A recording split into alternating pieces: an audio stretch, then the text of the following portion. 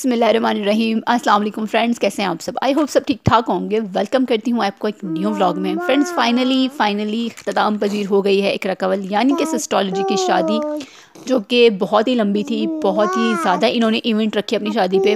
बल्कि इनकी अपनी बहन ही अपनी वीडियो में कह रही थी कि आप ही की शादी के इवेंट हम अटेंड कर करके थक गए, पर आप ही की शादी ख़त्म होने का नाम नहीं ले रही। तो भाई कोई इनसे पूछे कि आप लोगों ने इतने इवेंट रखे क्यों, इतनी अपनी शादी को लंबा खींचा ही क्यों? देखिए, मुझे लगता है जितने भी पाकिस्तान के बड़े बड़े यूट्यूबर्स हैं, जितने भी बड़े बड़े टिकटॉकर्स हैं, इनके दरमियान ना एक रस्सा कशी का माहौल चल रहा है। एक एक ये माहौल चल रहा है कि भाई उस बंदे की शादी हुई थी, उसने अपनी शादी पे इतना खर्चा किया था, उसने अपनी शादी पे इतने इवेंट रखे थे, इतने महंगे ड्रेसेस पहने थे, इतनी महंगी ज्वेलरी पहनी थी, यहाँ से वो तैयार हुई थी, तो मैं अब उससे अच्छी शादी करके दिखाऊंगा या उससे महंगी शादी करके दिखाऊंगा या दिखाऊंगी। जितने भी बड़े बड़े यूट्यूबर्स हैं हमारे, आप देखें पीछे डक्की भाई की शादी हुई, जुल्करनैन की शादी हुई, कंवल आफ्ताब की शादी हुई, उसके अलावा सहर हयात की शादी हुई, उससे पहले हुई थी माज सफदर की शादी। इन तमाम बड़े बड़े यूट्यूबर्स ने, टिकटॉकर्स ने अपनी शादी पे दिल खोल के पैसा लोगों को दिखाया, खर्च करके दिल खोल के इन्होंने अपनी शादियों को खींचा, इवेंट को खींचा, वीडियोस बनाई, सोशल मीडिया पे डाली। और उसका इम्पैक्ट क्या हुआ कि लोगों ने जब इनकी तस्वीरें देखी, वीडियोस देखी, इनको तो मिलियन मिलियन व्यूज़ मिल गए एक एक वीडियो पे, अपने एक एक इवेंट पे। इन लोगों ने तो लाखों रुपए अपने इवेंट से कमा लिए, बट ये नहीं सोचा इन्होंने ज़रा भी, किसी बंदे ने भी, किसी भी यूट्यूबर या किसी भी टिकटॉकर्स ने ये नहीं सोचा कि जो हम दिखावा कर रहे हैं इसका इम्पैक्ट क्या जा रहा है माशरे पे।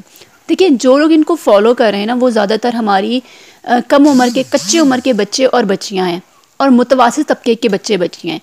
वो सिर्फ इनको फ़न के लिए नहीं देख रहे होते। जब आप किसी को देख रहे हो तो आप उसकी तरह भी अपनी लाइफ देखना शुरू कर देते हो। आप चाहते हो कि यार मेरी लाइफ भी ऐसी होनी चाहिए जिस तरह ये लोग अपनी वीडियोस में दिखाते हैं। इतने महंगी महंगी जगहों पे घूम रहे हैं, खाना खा रहे हैं, मुल्कों मुल्कों की सैर कर रहे हैं। डक्की भाई दिखा रहे होते हैं अपनी वीडियो में, मैं इस मुल्क जा रहा हूँ तो आज मैं उस मुल्क जा रहा हूँ, उसके बाद जी मैंने अपनी बीवी को ये वाली गाड़ी दे दी गिफ्ट में, मैंने अपनी बीवी को इतना महंगा फ़ोन लेके दे दिया। इसी तरह बाकी यूट्यूबर्स भी दिखा रहे होते हैं, बाकी टिकटॉकर्स भी दिखा रहे होते हैं, अपनी ज़िंदगी के शो मार रहे होते हैं।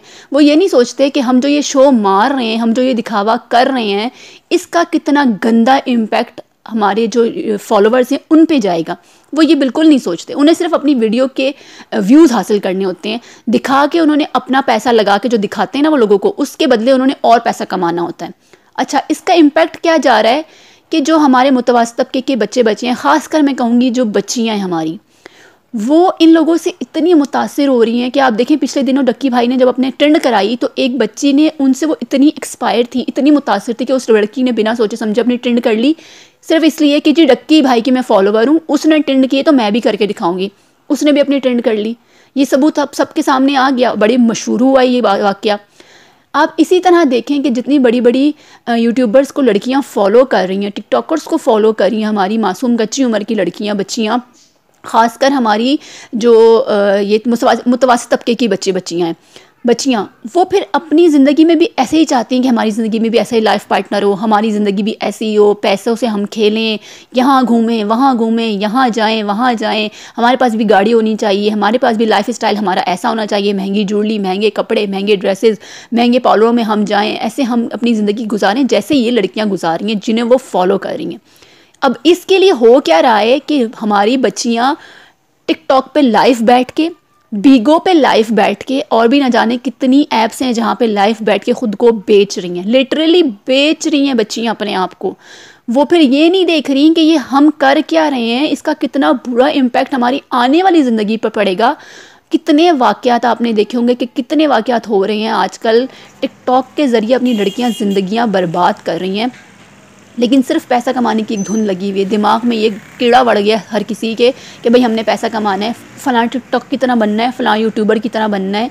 इस दौड़ में वो गंदे लोगों की हत्या भी चढ़ रही हैं, अपने आप को बेच रही हैं। कुछ तो लड़कियां ऐसी जो हैं कि नादानी में वो गंदे लोगों की हत्या चढ़ जाती हैं, लेकिन कुछ लड़कियां इतनी शार्प दिमाग हैं कि वो खुद सब कुछ जानते बूझते लाइव आके अपने आप को बेच रही हैं, लिटरली बेच रही हैं। अगर आपको यकीन मेरी बात पे ना आए ना तो आप जाके खुद रिसर्च करके देख लें।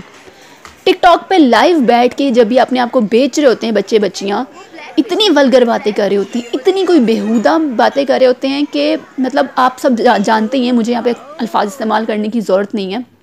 कि क्या हो रहा है, क्या रहा है हमारे माशरे में। इतना बिगाड़ पैदा होता जा रहा है, इतना बिगाड़ पैदा होता जा रहा है कि अगर ये अभी ना संभला ना तो बस ये फिर कभी नहीं संभलेगा।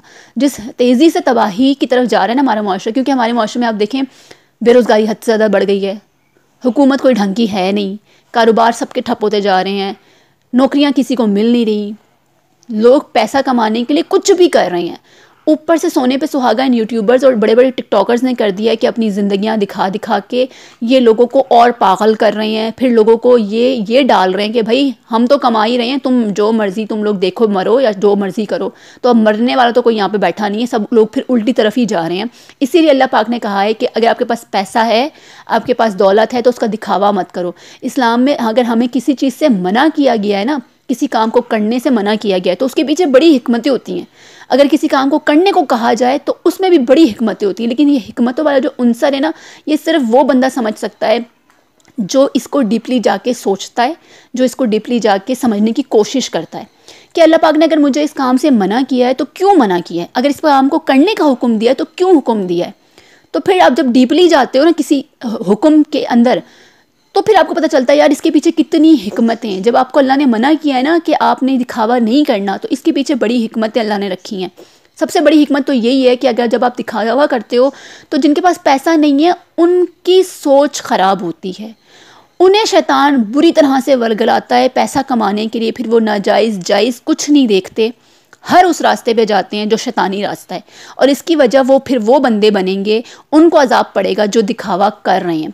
अब जितने बड़े यूट्यूबर्स हैं, जितने बड़े टिकटॉकर्स हैं जो ये अपनी ज़िंदगियां, शहाना ज़िंदगियां बड़े लोगों को दिखा दिखा के खुद वीडियो तो बना बना के पैसे कमा रहे हैं ना, लेकिन माशरे का बेड़ा गर्क कर रहे हैं। एक तो हुकूमतों ने बेड़ा गर्क कर दिया हमारे पाकिस्तान का, दूसरा ये बड़े बड़े यूट्यूबर्स और टिकटॉकर बेड़ा गर्क कर रहे हैं हमारी आवाम का। जितने भी हमारे छोटे मासूम बच्चे बच्चियाँ हैं ना, कच्चे दिमाग के, उनका बेड़ा गर्क कर रहे हैं। तो इन सब का अजाब इन लोगों को ज़रूर पड़ेगा, क्योंकि ये शो ऑफ कर रहे हैं, ये उन लोगों को गलत रास्ते पे लेके जा रहे हैं। फ्रेंड्स, ये था मेरा आज का टॉपिक। मुझे लगा कि इस टॉपिक पे मुझे ज़रूर बात करनी चाहिए, क्योंकि आजकल हमारे बच्चे बच्चियाँ, माशरा बहुत ख़राब हो रहा है, इन सब चीज़ों से बहुत मुतासिर हो रहा है। उन लोगों को सब लोग देख रहे हैं पर इस टॉपिक पे कोई बात नहीं कर रहा। तो ये था आज का मेरा टॉपिक। आई होप आपको पसंद आएगा। मिलती हूँ नेक्स्ट वीडियो में। अल्लाह हाफिज़।